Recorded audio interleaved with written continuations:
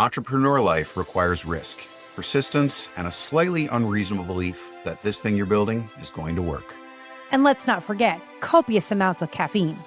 Yes, that too. Hey guys, I'm Alison, the Caffeinated Entrepreneur, an AI-powered business strategist and systems builder with an energy level that should probably come with a warning label. And I'm Bernie, the man behind the mustache. I'm a virtual events producer who makes sure the tech works, the delivery is clean, and nobody panics, including Alison. Each week, we are picking up the conversation where my weekly newsletter leaves off. No teaching, no pretending we have it all figured out. Just two entrepreneurs talking honestly about the highs and lows of growing our own businesses. And why some ideas are worth sipping on a little bit longer. Welcome to the Caffeinated Entrepreneur. Let's go behind the brew.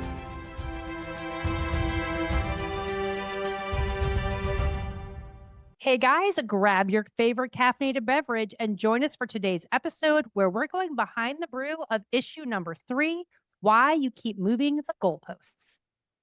Hey Bernie, happy Tuesday. Happy recording day, I should say. How are you? Happy recording day. It is Tuesday. I am very well. I mentioned in the pre-show, we just came off of a really cool event, had a lot of people there. So still riding the high a little bit. It's a good day. Awesome. And probably a little exhausted.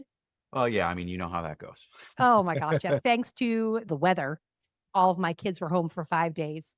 And so this week, everything that got canceled last week is now happening this week on top of everything that was already happening this week. Mm-hmm. So my days are like stack. It's okay. It's Tuesday afternoon. Go make it. I don't know if I'll still be standing by Friday, but all the caffeine. Melissa Cohen put out a post the other day.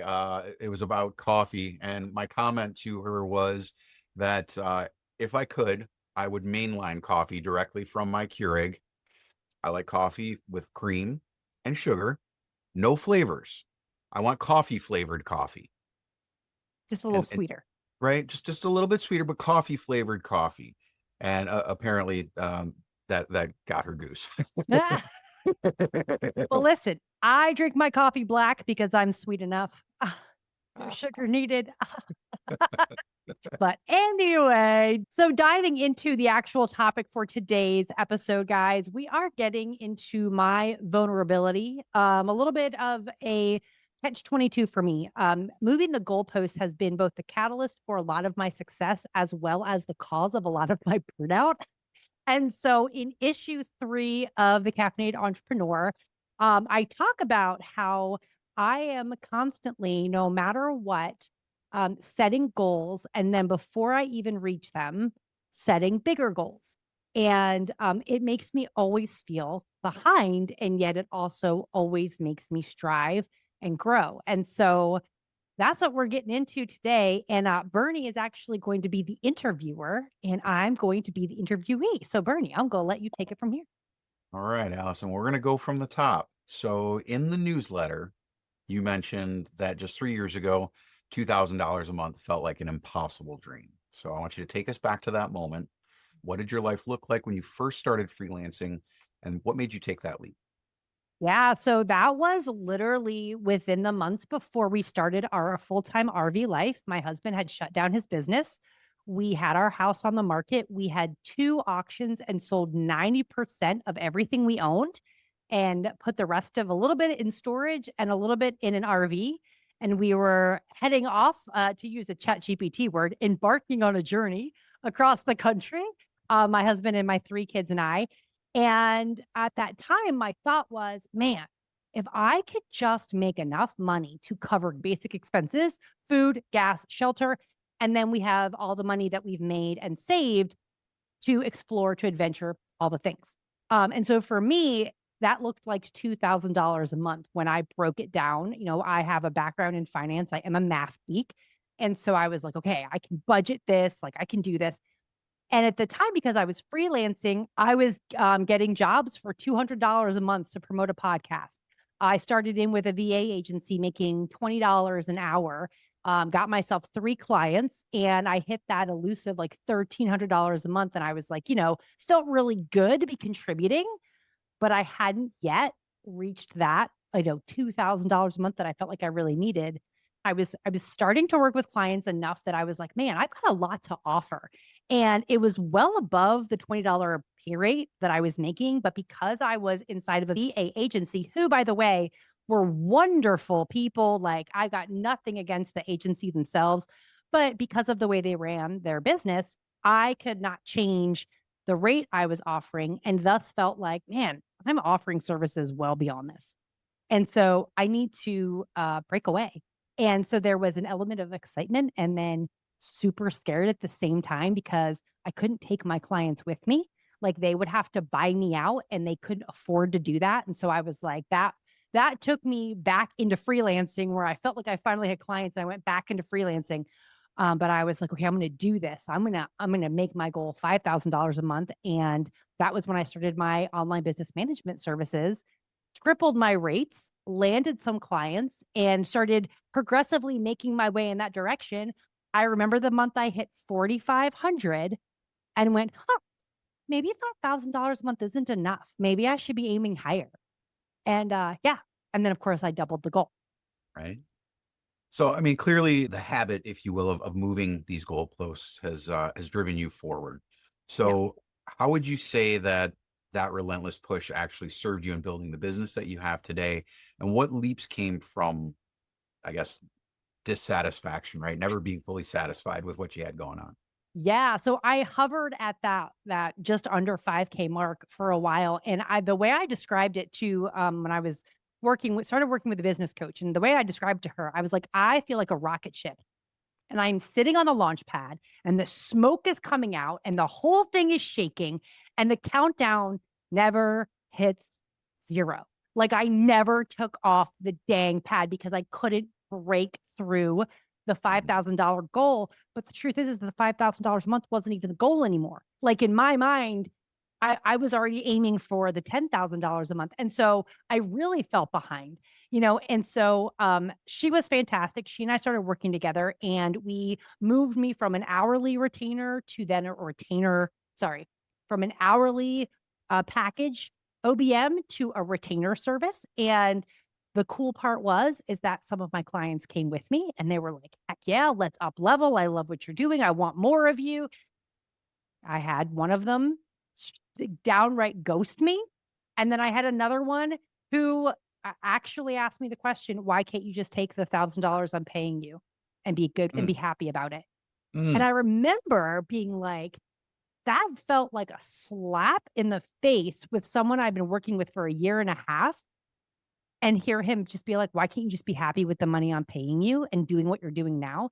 And I was like, because I can do more, because I'm bored. Like, if we just were honest, I think if we were to get to the root of why I moved the goalposts, it's not 'cause I'm greedy. It's because right. I get bored because I've conquered the mountain before I even reach the top of the mountain. And I'm like, oh, there's the peak. There's got to be a higher mountain I want to go climb now. And I jump to the next mountain. And so for me, this has been this catalyst of being like, okay, you're bored, you can do more, learn more, excel more, like let's head in that direction. Um, and that was how I got to a point where I was serving 4 clients. I was making my 10K months. And you would think I would have been like, ha, I made it. Made This it. and in some ways I was. However, it was not all it was cracked up to be. That money and that level of service I was providing ended up being my undoing. So essentially, I was in my 3rd month of that level of business that I had, and my family was going on a 16-day road trip. And super organized Allison is like, "Here, guys, here's your I Trello remember board. that. Yeah, here's your to-do list. Here's the due dates." I had my clients, like everyone knew I was going to be out of pocket. Everyone knew what they were supposed to be doing. Um, and off I go on my road trip.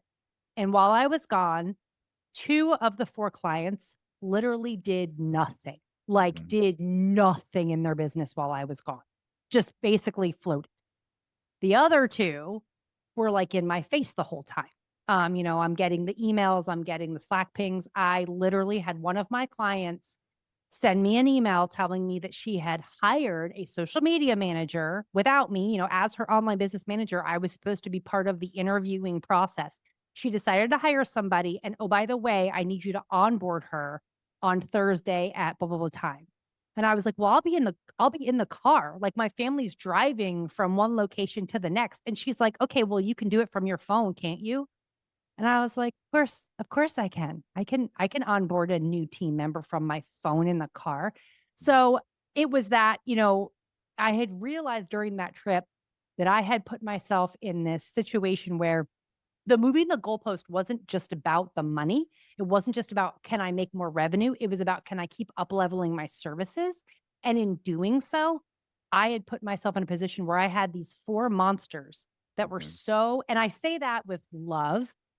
Out of the four, three of them I still have great relationships with and truly love. Not the one that wanted me to onboard. That one I dropped hot, like a hot potato. Um, but I love them, but I got them so dependent on me for accountability that they forgot they were business owners. Mhm. Um, and I just knew that I couldn't keep that up anymore. And, this desire to one of the best and worst things, one of those three clients that I kept said to me was, we've been working with you for almost 2 years and you blow us away every single month. And I was like, oh, okay, well, I got to make sure I blow them away against next month. And then next month, it's like they were complimenting me. In no way, shape, or form were they trying to pressure me. And yet I internalized that as Alison has to keep going and keep Mhm. up leveling. And so that was for me the biggest cost. So despite the fact that moving the goalposts helped me grow my business, it also broke me in a very big way in that moment.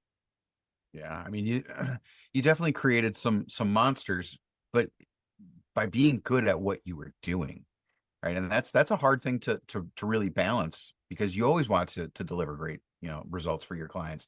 And they have that expectation then, and then you internalize that for yourself. Yeah. Yeah. And And I think it's one of those things that most people, I just say it out loud because I think we all, I shouldn't say all, but I think a lot of business owners who are service providers, they feel this way, but they don't know Mhm. how to verbalize it. Like they can't quite put their finger on it, why they never quite feel enough, why they're always feeling like an imposter, no matter how much they learn and how well they do and the great testimonials. They still feel like, what if they find out I'm not really as good as they think I am? And Right. it's because we put the pressure on ourselves to keep wowing everybody all the time. Mhm. That is actually a really amazing insight, Allison, because I don't think a lot of people think that way. Like they don't understand that they're actually in control of how they feel about that situation, right? Um, it takes, I think, one of those kick in the butt type moments that you had to Mhm. really make you recognize it, right? Yeah. Yeah. So how would you say that you're handling it now? Right? Are you still tempted to move the goalpost constantly? Have you Of course. Of figured out how to course. plant the flag and enjoy the view here at the top? So for me, so after that trip, I was like, I gotta come up. If I want to maintain the income level, but like reduce the stress level, I had to change my business model. That was right around the time as I talked about in our last episode in episode one, where I was like, hey Bernie, help me do an event. And then thus I launched my group program in January 2025. But I went back to working with the coach that helped me build that online business management business, which I had stopped working with her because I was like, oh, I've achieved my I goal. got What it. do I need you for? Right. Like, got real cocky like that because we all do. And I went back to her and I was like, group programs. I need help building this group program. And so she was like, absolutely. But now we're going to do some mindset work, Allison. Like, it's not just going to be strategy and action. And I was like, "Oh, don't do this to me. Just give me strategy now. I'm really good at doing." And she's like, "I know you're really good at doing, which is why we're going to slow down and we're going to think about why you're doing what you're doing." Um, and it's one of those, I have a love-hate relationship with her in moments like that. I think the first couple months she and I worked together, I think I cried on every call. Like, you know what I mean? It was that kind of like, ugh. Yeah. But it was really good because she basically made me set a goal that was like the opposite of what I wanted. So I was trying to get people into my program that first launched there in January. And she said, Allison, your goal is to get 10 people to tell you no. That's the goal this month. And I was like, What? I don't get like that's a dumb goal. Like who wants to climb that mountain? And she's like, that's the point. You're not going to want 15 no's. You're not going to move the goalpost on that one. Like, I want you to go out and get 10 no's. And when I went into sales calls with that mindset, I had no qualms about sharing my offer from a place of just like, I don't care if they say yes or no. I'm just going to tell them how awesome it is. Like, I'm excited about it. Took off all this pressure. And I got 3 back-to-back yeses. And I was like, what just happened? And she's like, isn't that funny? It's like she knows what she's talking about. These coaches, I swear, right? Um, but she helped me remove the pressure of achieving the goal or surpassing the goal and just, be excited about what it is that I was building. And so she and I have kept working with each other since then. And, she helped me. 2025 was by far the biggest year I've ever had. And then she and I were sitting down to plan 2026. And she's like, what's the goal for 2026? And I'm not going to say it out loud now, but I said it out loud to her and it literally made me like choke when I like, we like my voice dropped out and she's like, I'm sorry, could you say that again a little bit louder? And I was like, I don't think I want to. Yeah, exactly.